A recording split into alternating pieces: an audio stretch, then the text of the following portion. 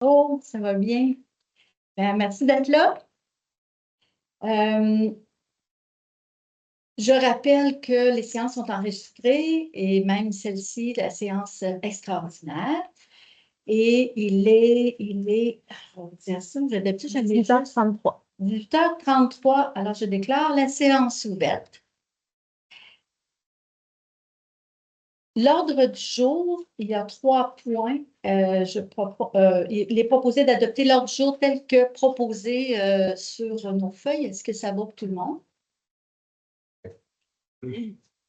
Alors, c'est adopté à l'unanimité. On a un petit point stratégique. On avait un point important avant le 11 septembre à adopter pour la MRC. Donc, c'est pour ça qu'on fait une séance extraordinaire. Et comme on avait 2 autres points qui touchent aussi la MRC, on l'a mis en bloc. Fait qu'on va parler de ça aujourd'hui. Le premier point, c'est le point 3, municipalité amie des aînés. C'est une demande, en fait, on a déjà fait des demandes de subvention dans le cadre de l'appel d'offres du volet 2. Nous, c'est volet 1. Nous, c'est 1. Alors, je vais démêler ça. Dans le cadre de ces demandes de subvention-là, il y a un volet 1. On a fait une demande dernièrement, on attend la réponse au printemps.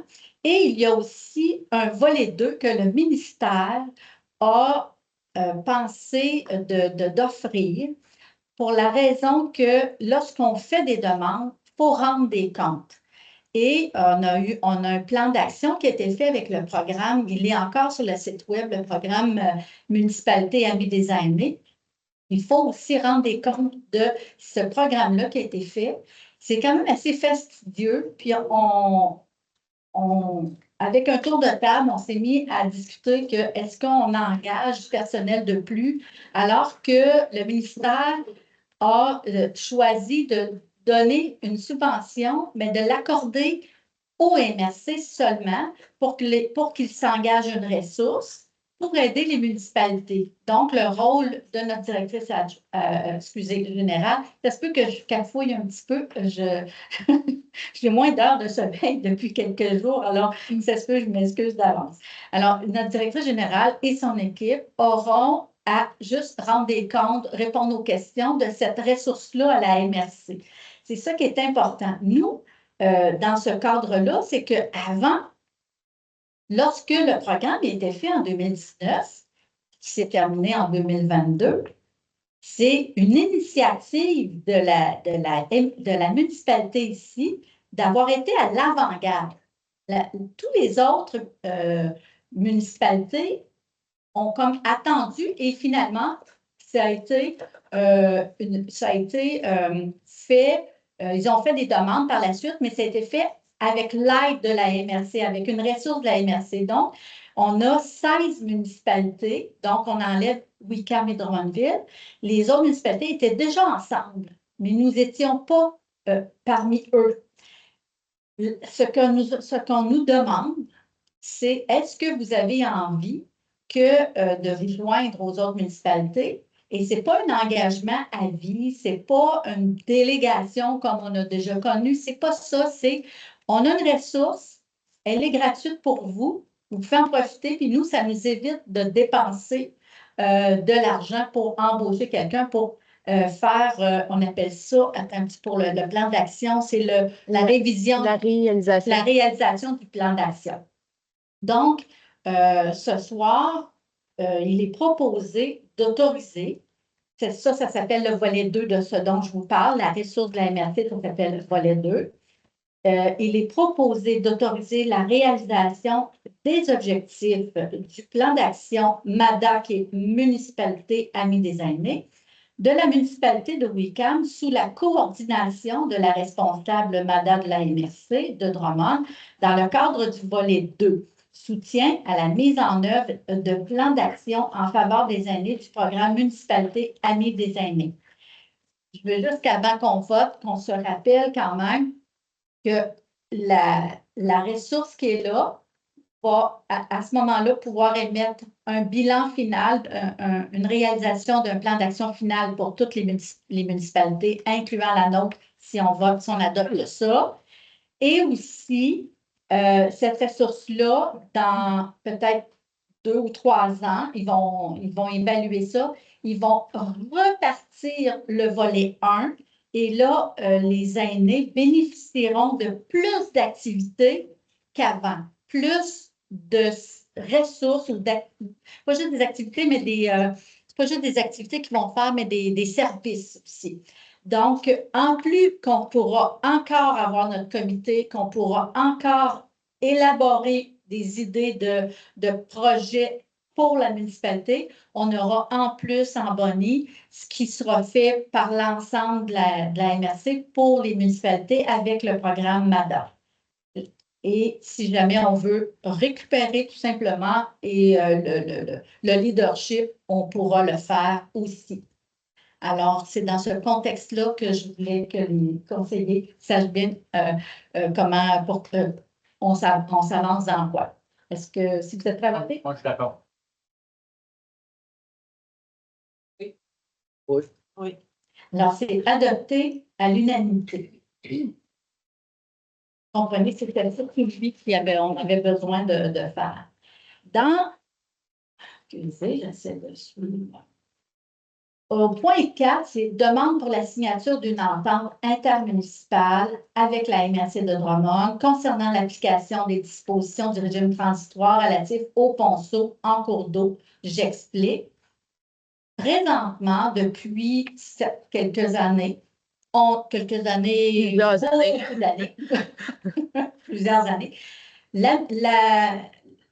je dirais la majorité là, des municipalités, je n'ai pas vérifié exactement, mais je dirais la majorité, ont délégué à la MRC la gestion des cours d'eau et des milieux humides. Là, le gouvernement a eu une idée. Ils ont dit, les ponceaux qui sont dans les cours d'eau, ben, on va les déléguer aux municipalités.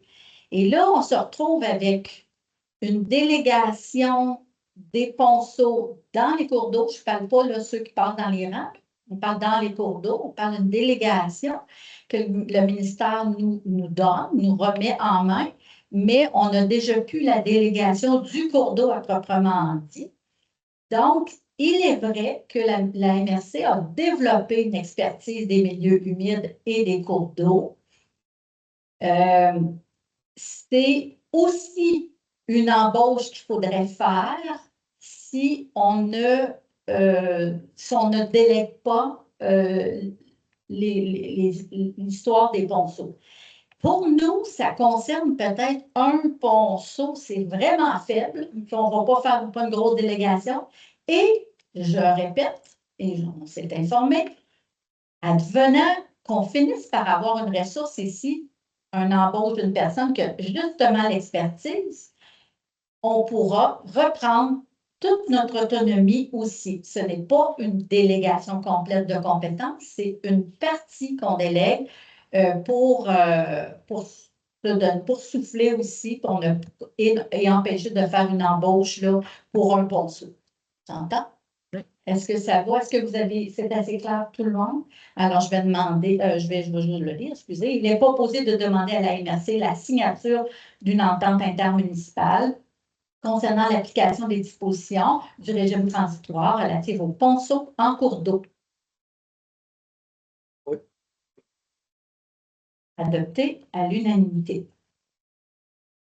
L'autre point, on est au point 5, au schéma de couverture de risque en sécurité incendie, plan de mise en œuvre, avis et adoption.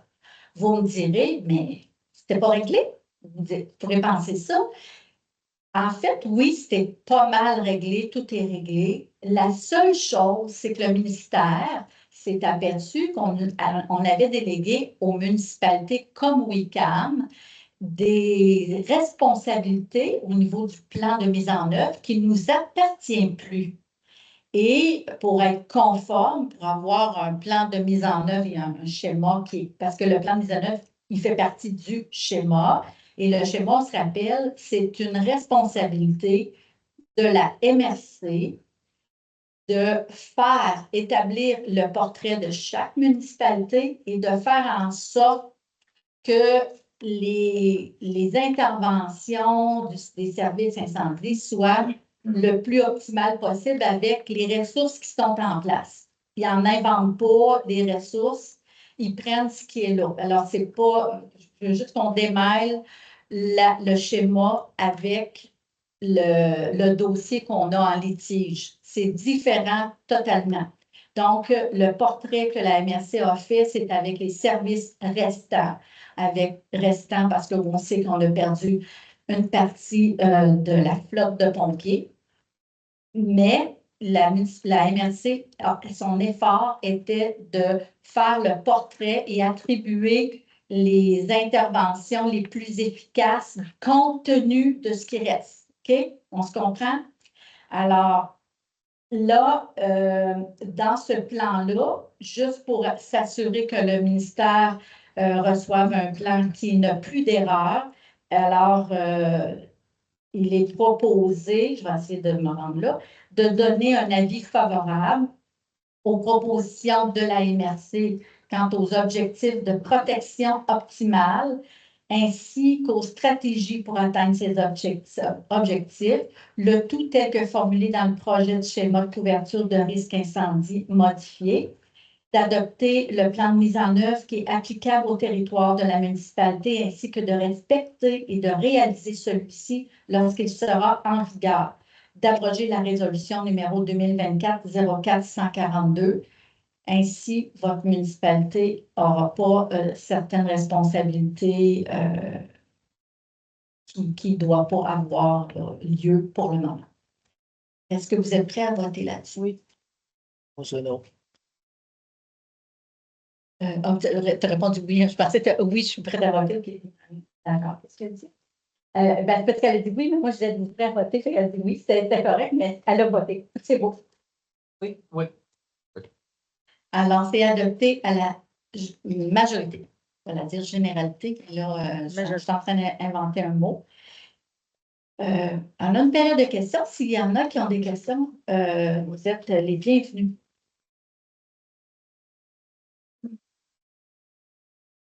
Salut, Jean-Pierre Laflamme. J'aimerais savoir le procès-verbal de dernière réunion. On ne la voit pas sur vidéo. Je ne sais pas pourquoi. Y a une raison?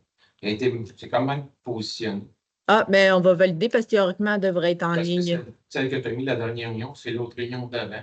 Il y en a un je la revois. OK, mais oui, on va la mettre en ligne. Ça doit être juste une erreur. Merci.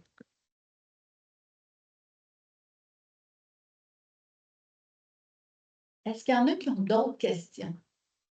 Non.